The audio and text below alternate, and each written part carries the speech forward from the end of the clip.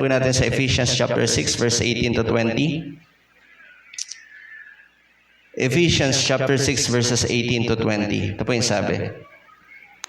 Manalangin kayo sa lahat ng pagkakataon, humiling at sumamo sa patnubay ng Espiritu. Lagi kayong maging handa at patuloy na ipanalangin ang lahat ng hinirang ng Diyos. Panalangin din ninyo akong pagkalooban ng wastong pananalita upang buong tapang kong may pahayag ang hiwaga ng magandang balitang ito. Dahil sa magandang balitang ito, ako'y isinugo. At ngayoy nakabilanggo, kaya't ipanalangin ninyong may pahayag ko ito ng buong tapang gaya ng nararapat. Ito po ang salita ng Panginoon. Magsiupo na po tayong lahat. Pagkatapos po nating isuot, ano yung unang-una nating isinusuot? Ano po yung unang-una natatandaan yung isinuot po natin? Belt of truth, no? Okay? Big kiss ng katotohanan. The next is breastplate of righteousness. Okay? The other one is yung boots. Panyapak ng pagiging handa sa pangaral ng mabuting balita. Okay? Then the other is shield of faith. Then the other is helmet of salvation. And the last is sword of the Spirit. Pero may last pa po. Yun lang yung last. Meron pa po palang last.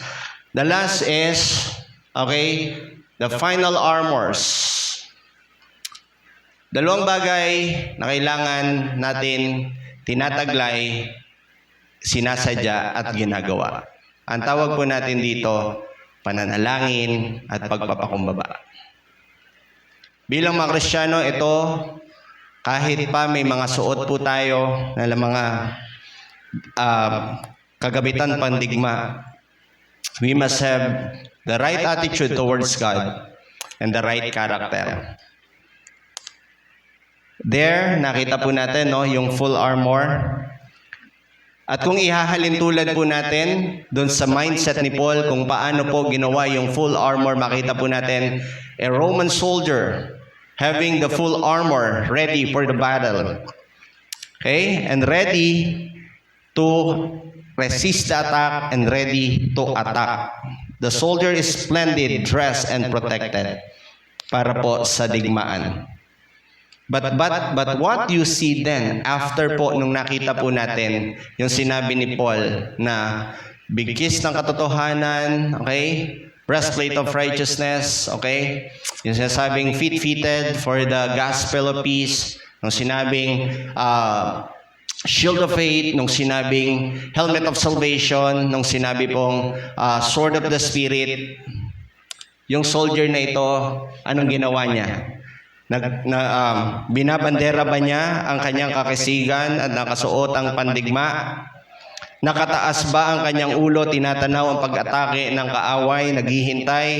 Tuloy lang ang buhay dahil sa kumpiyansang protektado naman siya ng Diyos? Ito ba yung nakikita po natin dito sa armor or dito sa warrior ng ating Panginoon? Just because he or she has this what we call full armor, nakatayo lang ba siya? Nagpapakitang gilas lang ba siya? Nagpapapogi lang ba siya? Kumpiyansa lang ba siya? Wala siyang pakialam sa iba? Basta siya ligtas na, hindi na siya maano ng kalaban? Mga kapatid, when you become a Christian, the Lord will open your eyes, the eyes of your faith to the real situation of this world. Tandaan po natin, nung tayo naging Kristiyano, mas nakikita po natin ang totoong kondisyon ng sanlibutan po na ito. At yun po ang sinasabi po ng Panginoon sa mga Kristiyano through Paul, isuot ninyo ang inyong gamit pandigma. Bakit ipapasuot po ang gamit pandigma? Kasi Bakit ipasusuot ang gamit pandigma? Kasi ano po? May boxing? May piko? May jolens? May patintero? May. Kaya isusuot ang gamit pandigma, baluti, pandigma dahil may dig kalaban, ano? May dig dahil may digmaan. At sinong kasali sa digmaan? Ang mga bata? Ang mga matatanda? Ang mga pogi lang? Ito yung katabi nyo, mga babae. Yung magaganda lang, katabi nyo? Yan lang ba lalaban sa digmaan? Sino ang lalaban sa digmaan? Yun. Mga anak ng Diyos. There are many people who claim themselves as Christian pero takot sa digmaan. Okay? Takot. Basta ako, okay na ako dito. Basta ako, maayos na ang buhay ko. Pero pag digmaan, tama na, kailan yan. Tama na sa mga pogi yan. Tama na sa magaganda yan.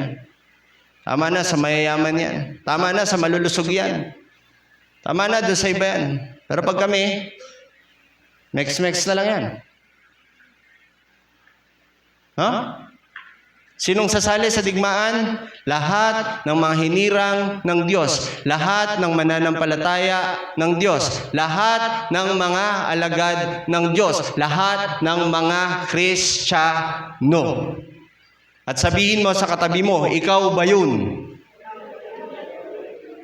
Suot mo, ang pogi mo. Nasa iyo na yung full armor. Wow! Kung sa panahon ngayon, nakasuot pa sundalo ka, wow, ang pogi mo, ang ganda mo, wow, full battle gear. Pero ang tanong, hanggang dyan ka na lang ba? Hanggang forma ka na lang ba? Hindi ka ba sasabak sa digmaan? Hindi ba mas pogi? Mas maganda? Kapag natapos ang digmaan at nakikita mo yung tao na nanalo sa digmaan, merong uling-uling sa muka, merong hiwa-hiwa sa katawan, may butas sa mga damit, at pagkatapos sila'y buhay pa rin. Pastor, ayoko niyan, masakit.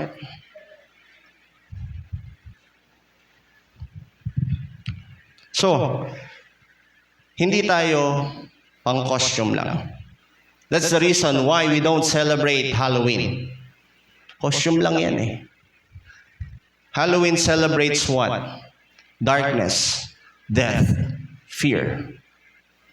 But we celebrate Jesus, the light, the truth, the life, which nagbigay ng faith sa bawat isa po sa atin.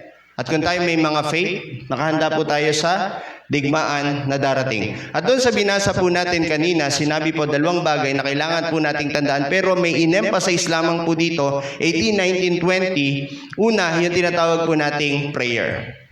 Okay? Prayer. Sabi nyo nga prayer. So, if you are nababalot ka na ng ganyang mga pandigma, anong gagawin mo? Luluhod ka sa harapan ng Panginoon. You kneel down before the Lord without even watching out for the enemy.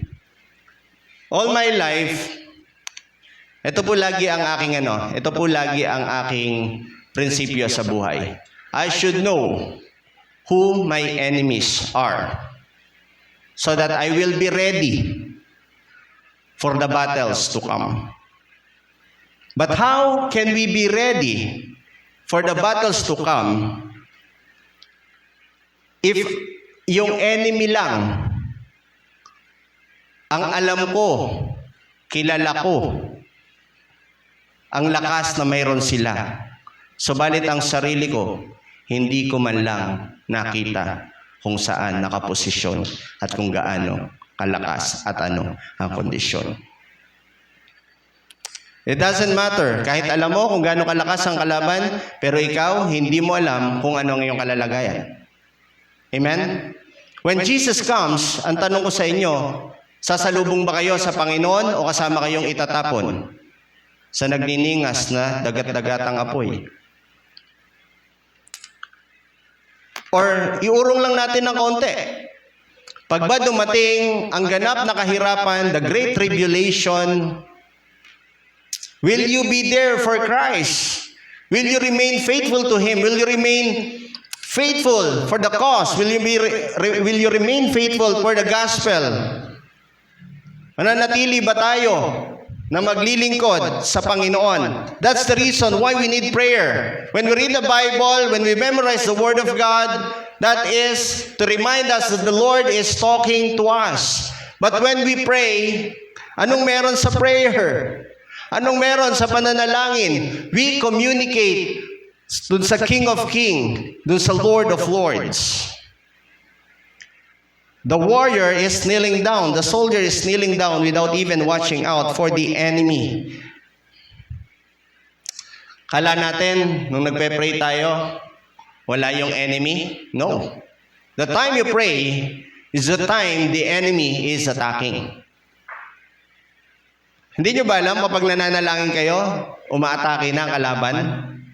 Hindi nyo lang nakikita? The Lord is sending His angels para protektahan ang kanyang mga hinirang. Yung laban na hindi po natin nakikita when we pray before the Lord,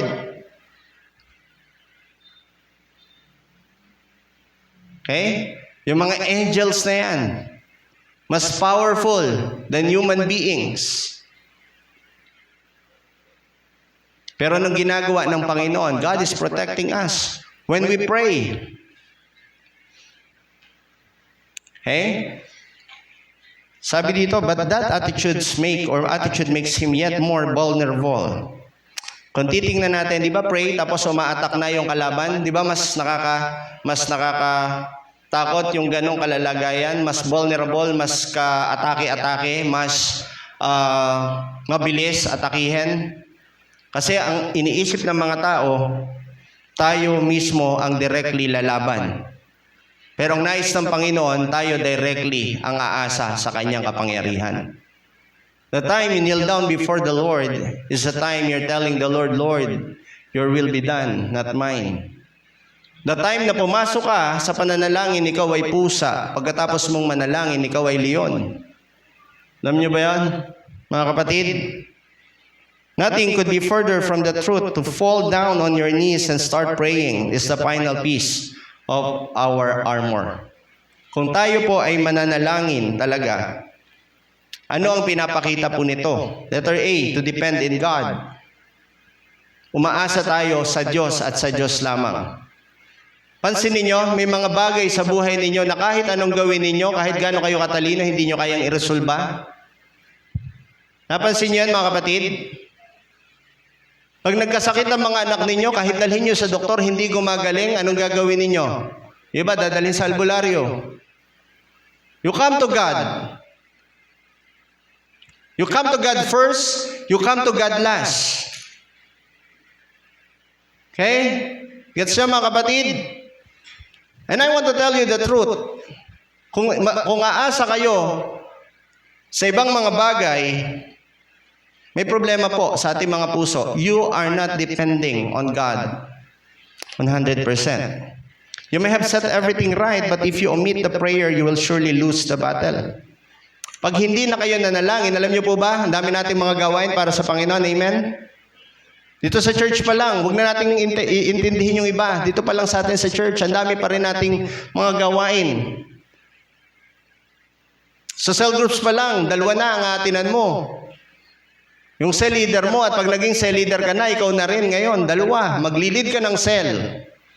Tapos ikaw naman, ililid ka ng cell leader mo. 2 na yan. Eh paano pag pinasok pa ni pastor ang ano? Paano pag pinasok pa ni pastor? Tera po, magkaroon po tayo ng prayer meeting. Ito masaklap, meron pa tayo. Masaklap talaga eh. Meron pa tayo a moment with God. Tututukan natin yun. But if we don't pray,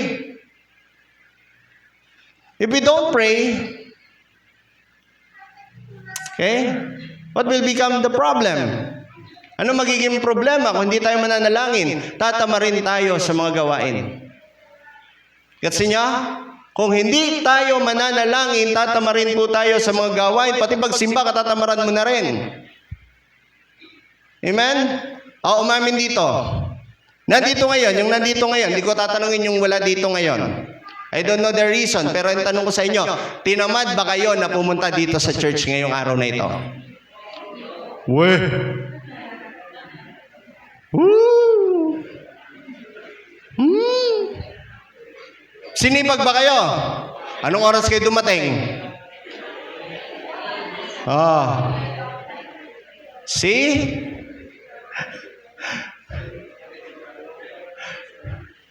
Ano kanina, pagising ko na umaga, maglilinis sana ako ng maglilinis sana ako ng kulungan na nung aso eh. Kasi syempre nakakahiya naman po na pagpunta nyo po dito, may bubungad agad sa inyo. Toblerone, di ba? Ang problema, maglilinis ako, pag silip ko doon, tambak yung mga pinagkainan ng mga tao. Ginulo ng mga aso.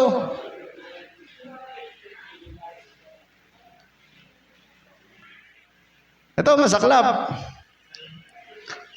Maliligo na lang din ako't lahat. Sabi ko, ay, hindi ko pa pala nalilinis yung dumi ng aso. Anak ng...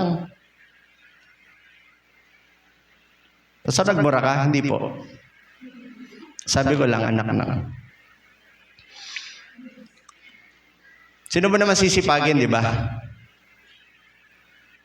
But again, when you come before the throne of God, katamaran, inis, galit, sama ng loob, tatanggal yan eh.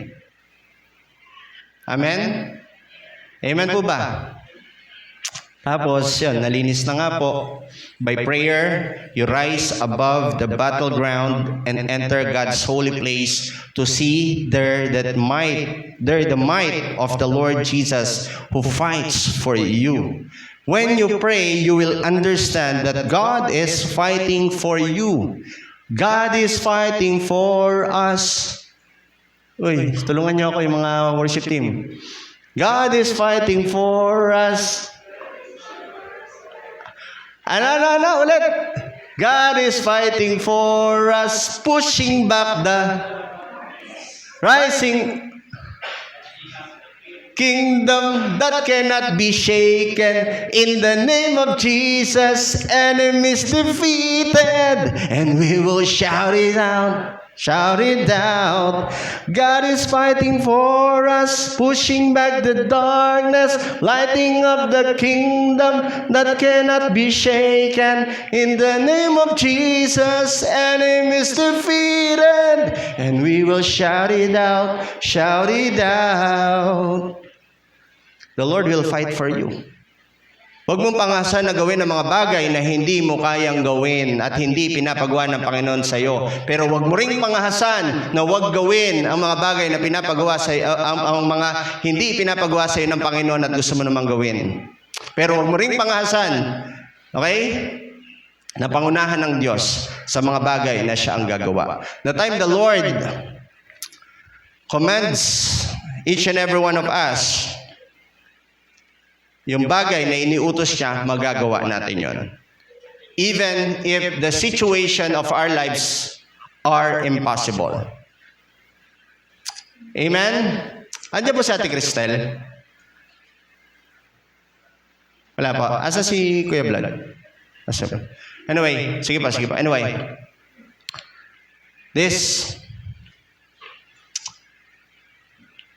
we are serious, no?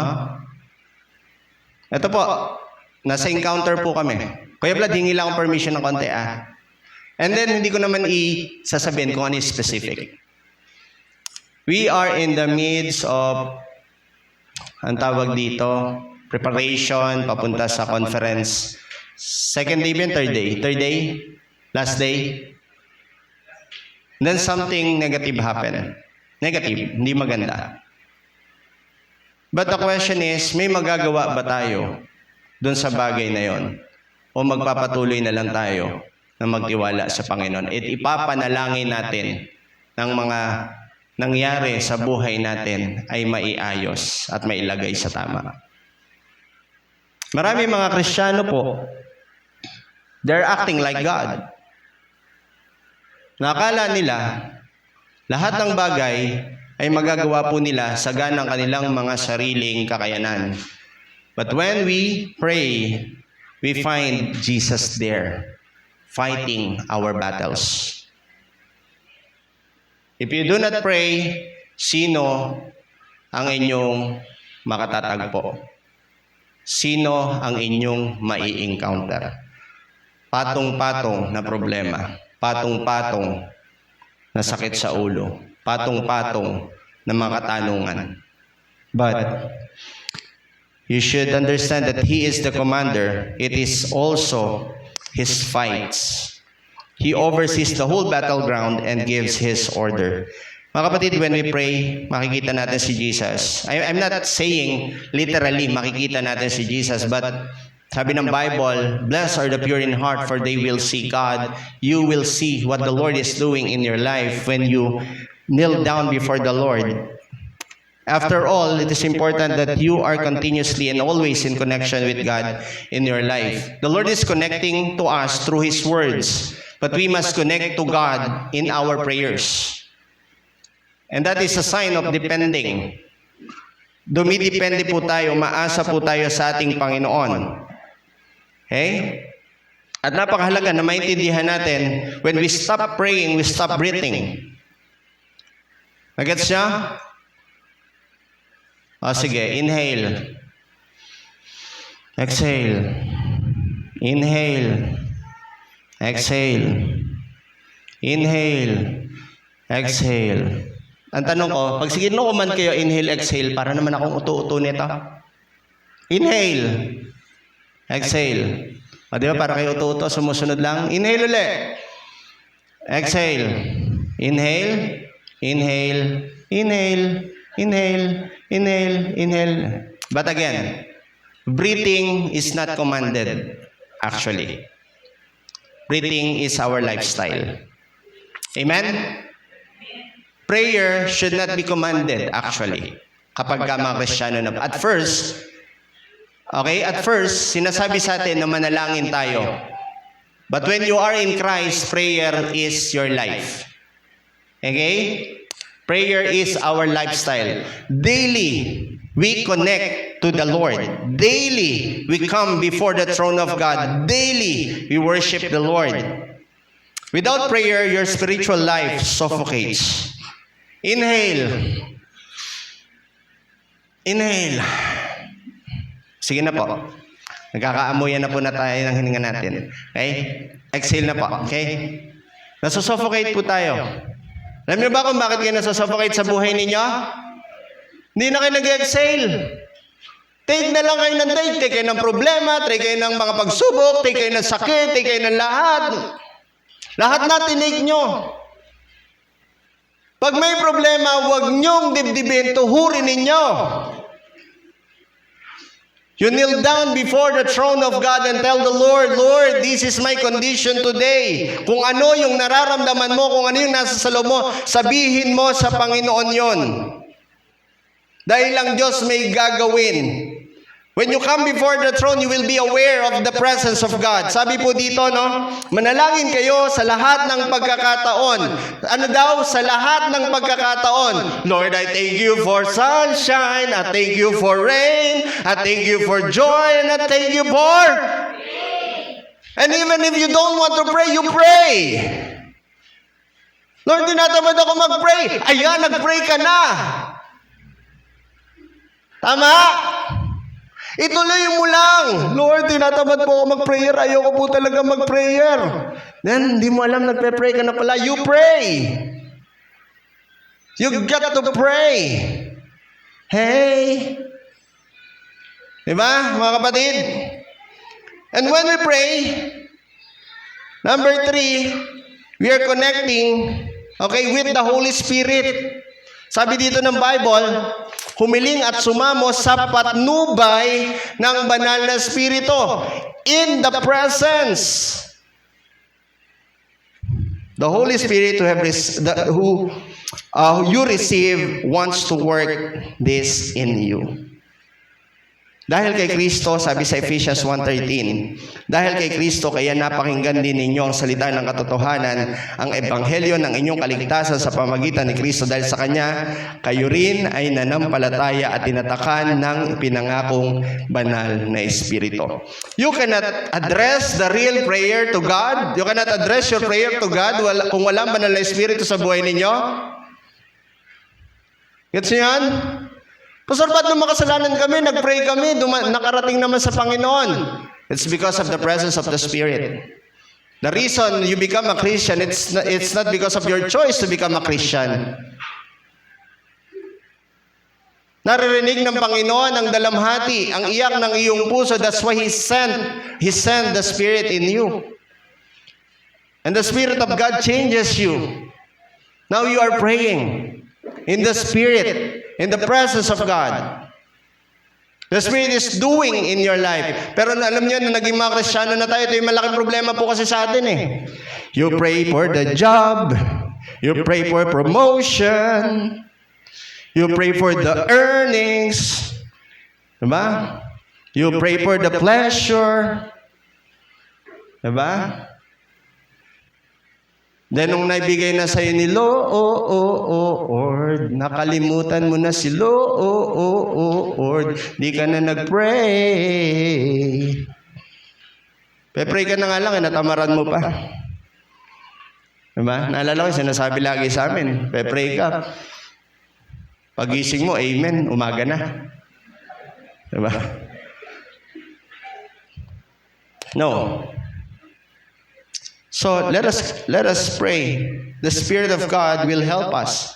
At sabi pa nga po ng Bible through Paul, kapag hindi tayo marunong manalangin, sinanalangin para sa atin. Lumuluhog pa nga ang banal na Espiritu para sa atin. The Spirit of God is helping us to pray.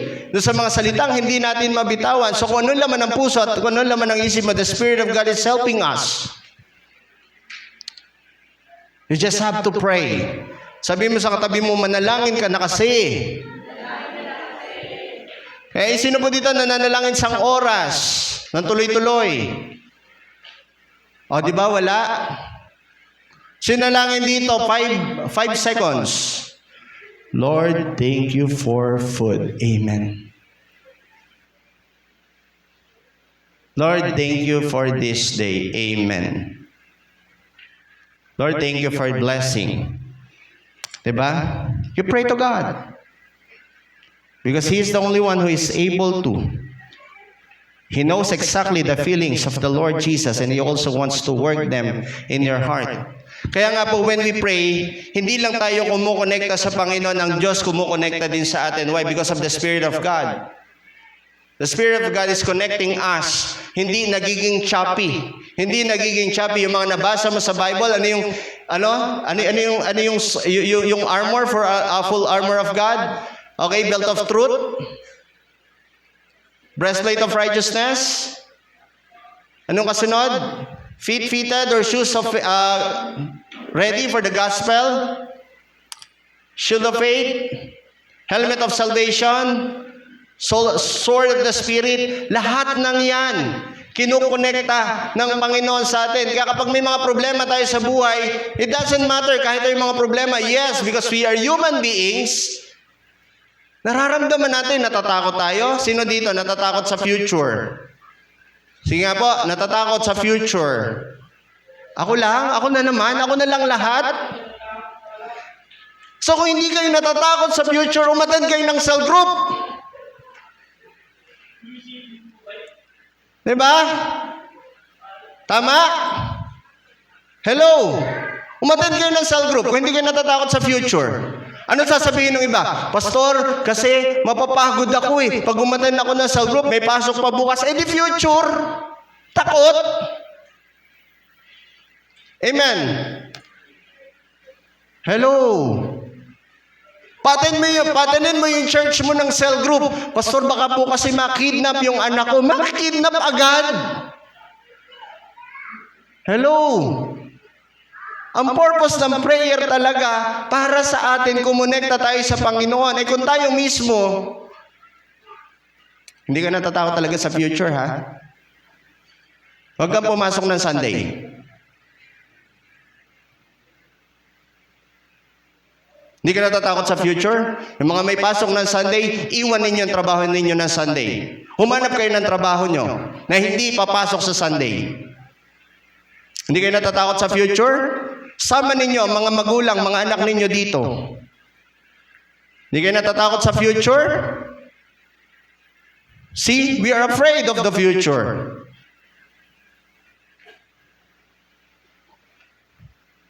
That's the reason why we need to pray. Amen. The Lord is sending very good things in our hearts. Pinapagawa ng Panginoon, pero hirap na hirap tayo sumunod. Why? Because we are not depending on God. We're not connecting. Hindi natin ninalaw ang banal na Espiritu. Hindi tayo sumusunod, nagpapasakop sa banal na Espiritu. Sa ating panalang, ang pogi mo naman, di ba? Pogi, pupunta ka sa simbahan. Wow!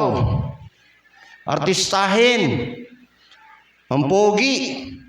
Papasok sa school, labas sa tide. Okay? Ang bango. Diba? Papasok sa trabaho. Wow, planchadong buhok. Diba? Ganda ng damit. Ang ganda ng makeup. Etc. Pero hindi makapasok sa presensya ng Diyos. Alam nyo, mga kapatid, pag pumasok kayo sa presensya ng Diyos, eto, tinan nyo ang kabaligtaran. Pag pumasok kayo sa trabaho na maganda, paglabas ninyo ng trabaho ng itsura ninyo. Ano? Haggard. Pag pumasok kayo ng school, mga estudyante, bagong ligo, tama? Tama? Paglabas nyo ng school, anong amoy ninyo? Ano? Amoy pawis? Naligo sa tubig, paglabas, naligo sa pawis. Ito sabihin ko sa inyo. Pumasok kayo sa presensya ng Diyos, sa secret place, walang iba, kundi sa lugar na ikaw at ang Diyos lang ang nandoon. You pray to God na may takot, paglabas mo matapang ka. Lumabas ka, pumasok ka, nadala-dala mo yung bigat dahil sa kasalanan na ginawa mo, pumasok ka doon sa secret place na yon, na kayo lang ng Diyos, nagkakaintindihan, nagkakaalaman, lahat ng bigat ng kasalanan, iiwan mo doon sa lugar na yon. Lalabas ka na may kagaangan. Pumasok ka, kanina sinabi ko, pumasok ka na kuting sa presensya ng Diyos, paglabas mo, isa ka ng leon. Amen? Pumasok ka sa presensya ng Diyos na cute. Paglabas mo,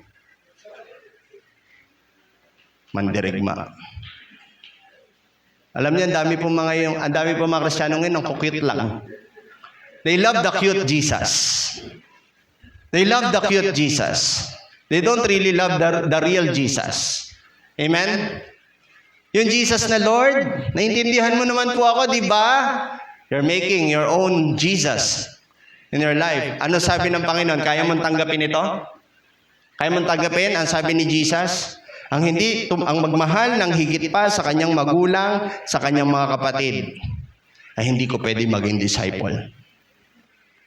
Ang sabi ng mga Kristiyanong cute, Lord, naintindihan mo naman po yung sitwasyon po namin, di po ba? Yung nanay ko may sakit, yung asawa ko matigas ang ulo, yung anak ko di pa nakakapaghugas ng pinggan.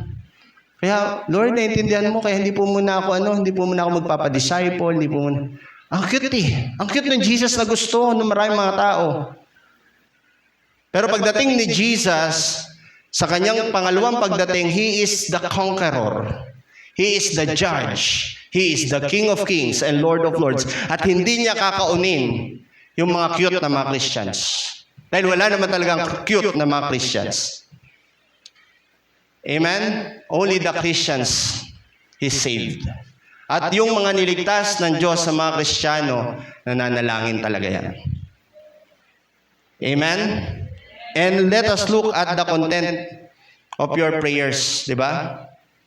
At sabi pa po dito, lagi kayong maging handa at patuloy na panalangin ang lahat ng hinirang ng Diyos. From now on, tingnan mo yung katabi mo.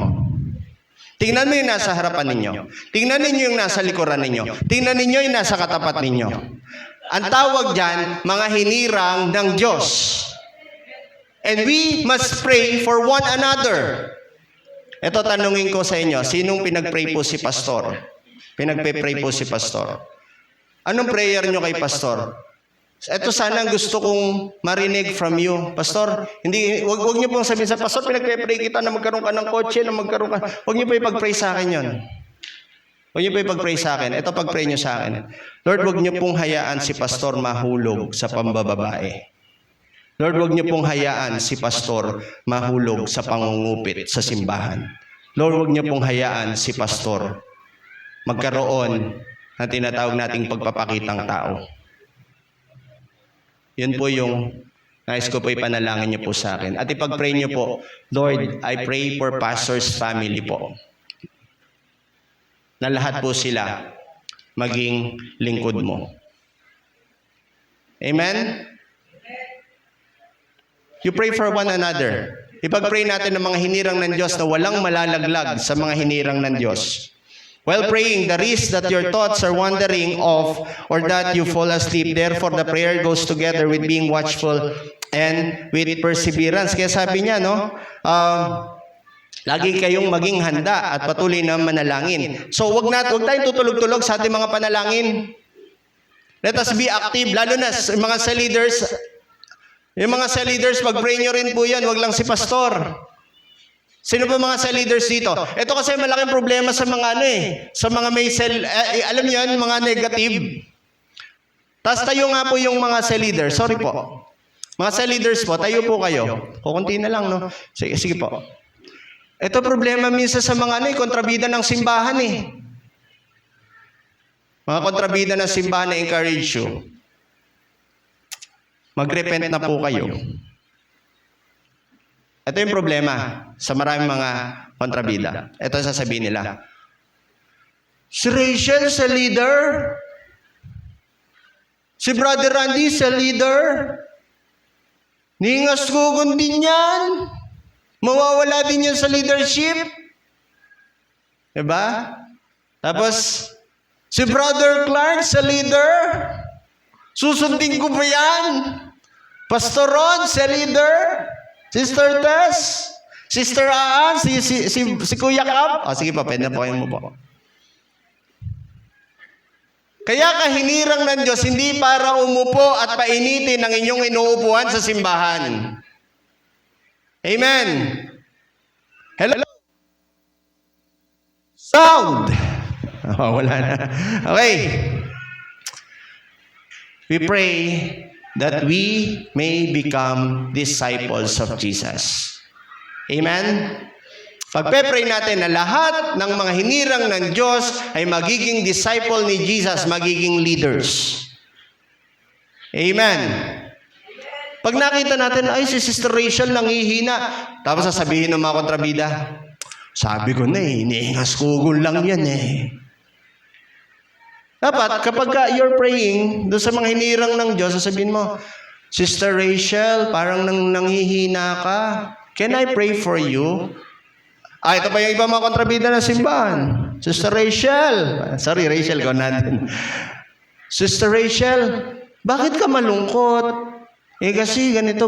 Sister Rachel naman, dahil nga bigat-bigat nararamdaman niya, gusto niya sabihin. Ay, ang problema, na pagsabihan niya, chismosa. Imbis na pinanalangin, chinismis.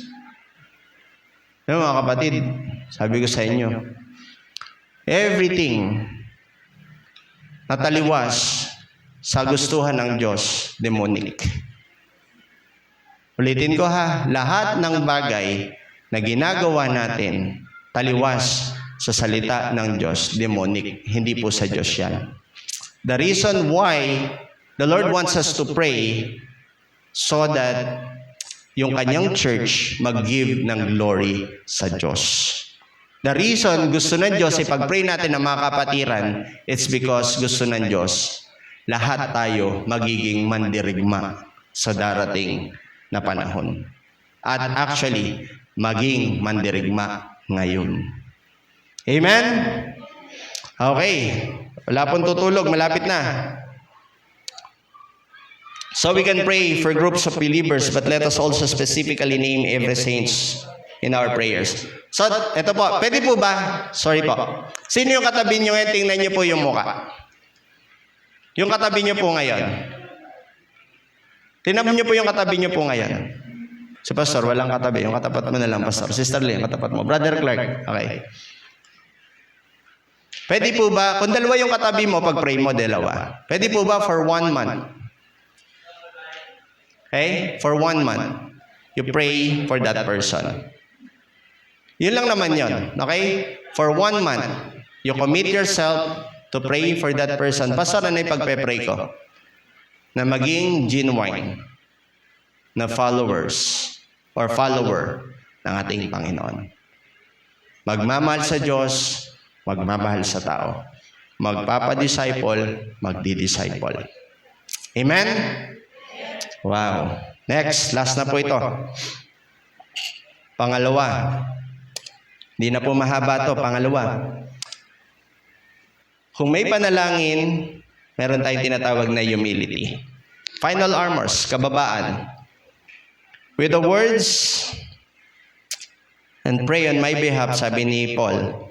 Paul makes clear how much he appreciates the prayers for him personally and for his ministry. Sabi niya sa verse 19, panalangin din niyo ako na ako'y pagkalooban ng wasong pananalita upang buong tapang kong maipahayag ang hiwaga na magandang balitang ito. Humility. Magaling ba si Paul? Ayon sa chismis sa inyo, magaling si Paul? Ayon sa pagkabasa ninyo, magaling si Paul? Mahusay? Hello? Ayon sa inyong pagkabasa, mahusay? Ayon sa chismis sa inyo, mahusay? Pero hindi lahat na nagchichismis, mahusay si Paul. Yung ibang nagchichismis, galit kay Paul. No, totoo yan. Punta tayo sa palengke, daming galit kay Apostle Paul.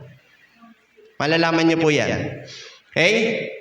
Sabi ni Paul, with humility, panalangin din niyo kung pagkalooban ng wasong pananalita. He doesn't put himself above that as if he wouldn't need prayers. Makakapanalangin si Paul pero humihingi din siya ng prayers. Pag-pray niyo rin ako.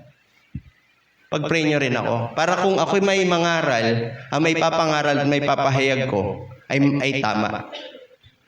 See? Even Paul knew. Kahit si Paul, alam niya pwede siyang magkamali kapag nangaral siya. That's the reason why he asked for prayers.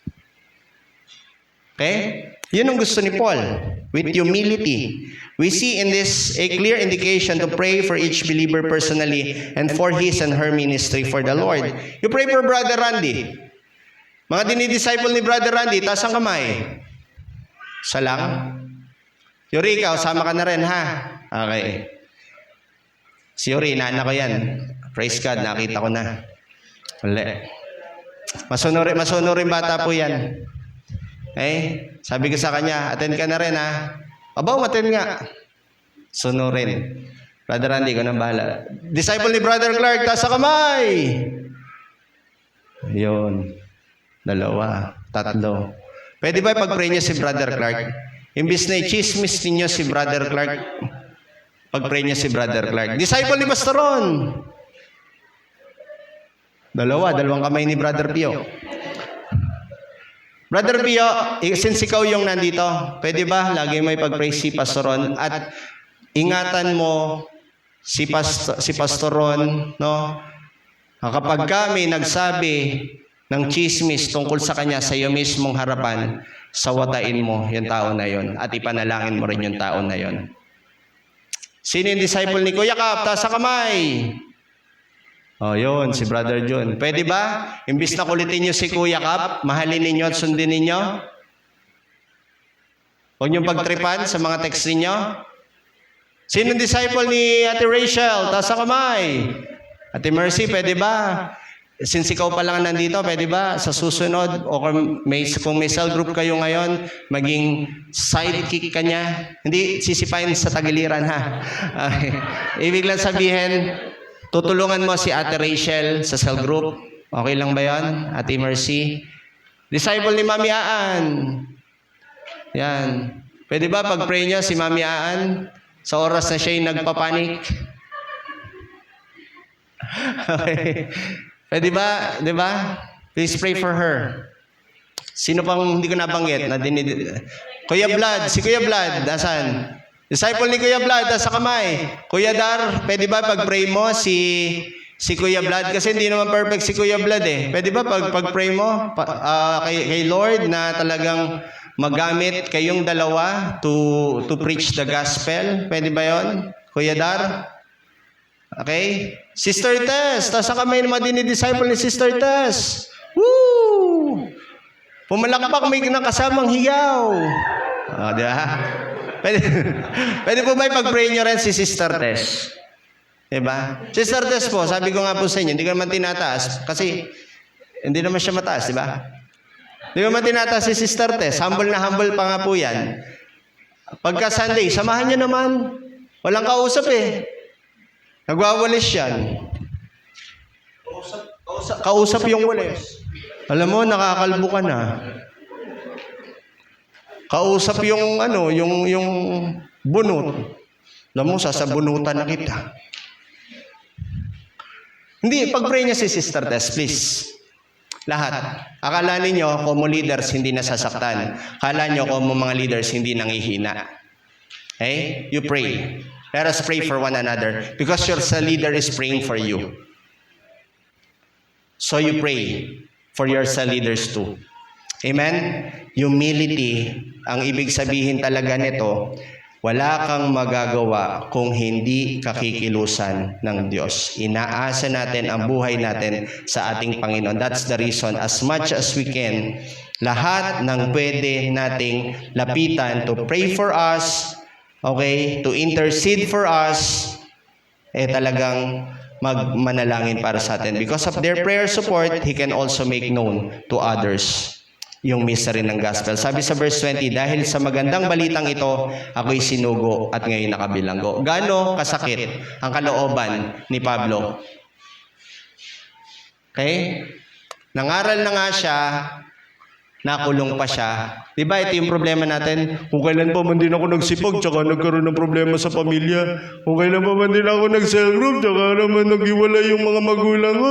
Kung kailan naman ako nag-cell group, tsaka naman ako natanggal sa trabaho. Kung kailan naman ako cell group, tsaka naman ako nakagat ng aso. Lahat na lang sinisi sa Lord. Oh. The reason why we need to pray is because God wants us to be effective in His ministry. Magsitayo po tayong lahat, mga kapatid.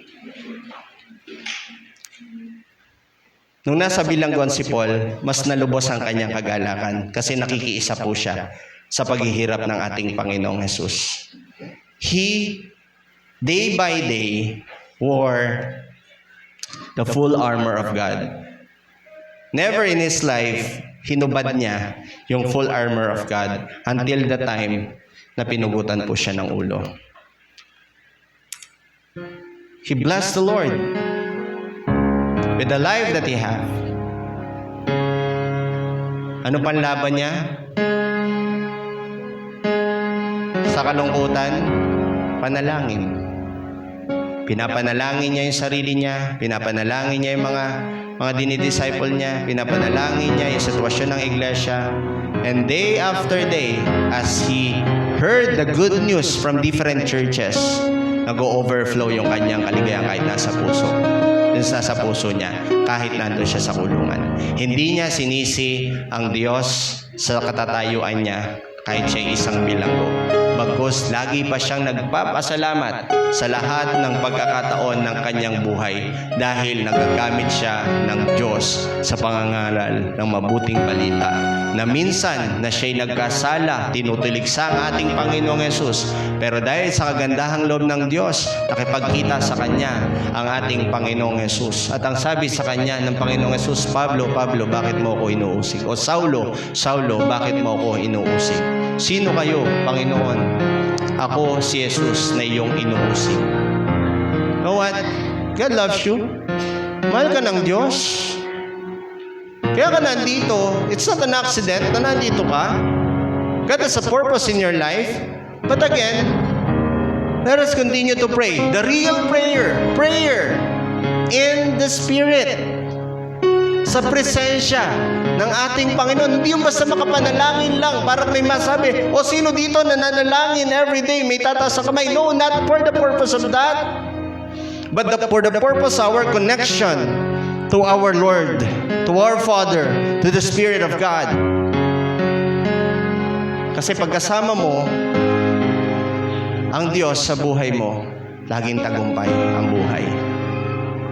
Sometimes, mafe-feel mo, nadadown ka, not because iniwan ka ng Panginoon, nadadown ka kasi gusto ng Lord, mas lumalim ka, mas lalo kang lumapit sa Kanya, mas manalangin ka. Mga kapatid, the real battle belongs to the Lord. And what belongs to us is to obey what God is telling us to do. Okay? The battle belongs to the Lord. Mga battles na hindi natin nakikita, ang Diyos ang bahala dyan. Pero ang pagsunod, ikaw ang inuutusan ng Diyos dyan. When we are in the presence of God, we are connected, we are reconciled, we are restored, we are provided. That is when we connect to God. With humility, we are fully protected. Tandaan yan mga kapatid. If you're humble before the Lord, protektado ka ng Diyos. Araw-araw. Hindi ka pababayaan ng Diyos. Hindi pababayaan ng Diyos ang miyembro ng pamilya mo. Natatakot lang tayo kasi ang mata lang natin nakatingin lang sa mga bagay na panandalian. Mga bagay na pag namatay tayo ay iiwanan din naman. Ito pinakamasakit sa lahat Na-achieve mo nga ang pangarap mo dito sa sanlibutan. Oo, nakapagpatayo ka ng magandang bahay. Oo, nakabili ka ng magagandang magagarang mga sasakyan. Oo, marami kang ipon sa bangko. Oo, marami kang investments. Marami kang negosyo. Pero yung mga mahal mo ba sa buhay pupunta sa langit? Yung mga taong nagmalasakit sa'yo, pupunta din ba sila sa langit kagaya mo? Before tayo pupunta sa kanila, let us always begin in prayer. Panalangin natin sila. Mga kapatid, ito po, siguro, kaya ko sinasabing siguro, kasi hindi ko alam kung ito mandatory ng Panginoon sa inyo. But this is the mandate of God sa atin. Huwag lang tayo basta mag-invite ng mga miyembro sa simbahan. You pray for those people na dadalhin nyo sa simbahan. Ibig sabihin mga kapatid, bago nyo sila i-invite dito sa church, bugbugin nyo muna sa panalangin. Huwag nyo po silang bugbugin literally Bugbugin nyo sila sa panalangin.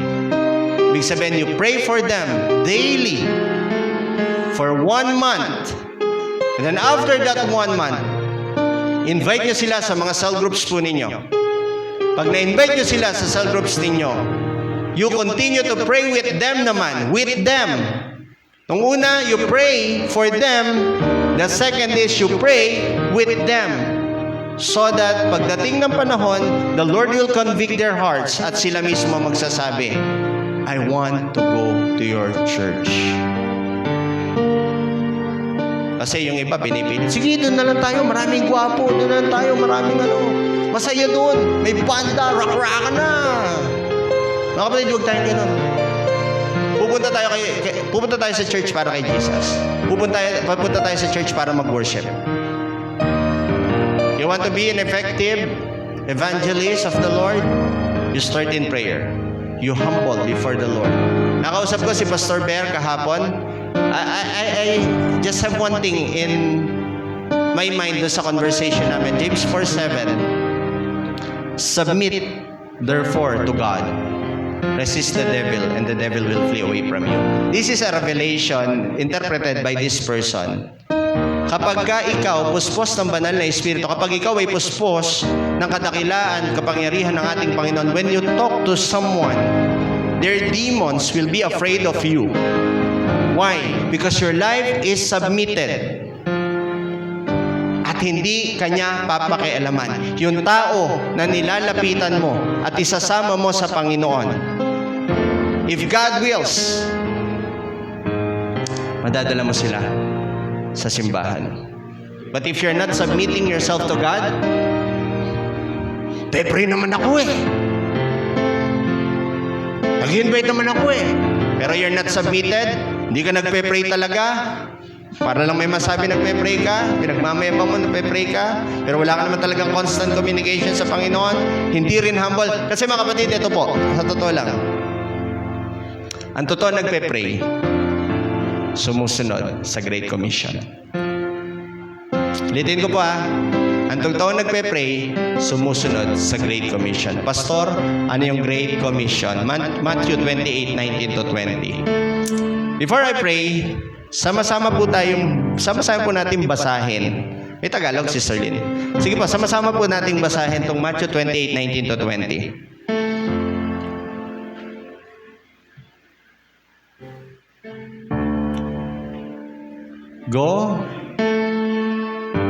Therefore, go and make disciples of all nations, baptizing them in the name of the Father and of the Son and of the Holy Spirit, and teaching them to obey everything I have commanded you. And surely I am with you always to the very end of the age. Grabe.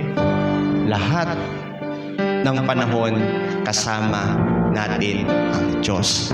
When will that happen? When we make disciples. When we preach the gospel of Jesus. The Lord is with us till the very end of the ages. Bakit kailangan natin ipangaral ang mabuting balita? Marami kasi ang mamamatay na wala sa Panginoon. Ano naman, pupunta sila sa impyerno, parurusahan sila. And that is the truth. Hindi ito pananakot. That's the reason kaya kailangan nating manalangin, kailangan nating magpakumbaba, kailangan nating kumilos na. Heavenly Father, we thank you. We love you. We honor you. We love you. We honor you, Lord God. Ang buti-buti mo, Panginoon, sa amin. Tagal namin naging matigas ang ulo, Panginoon. Tingnan mo po kami ngayon, Panginoon.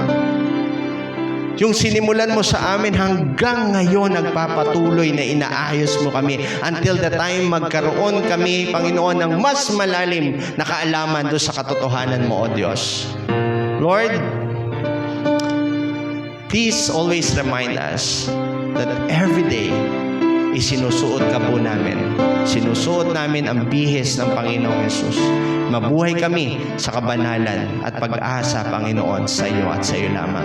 I pray for this church, Lord.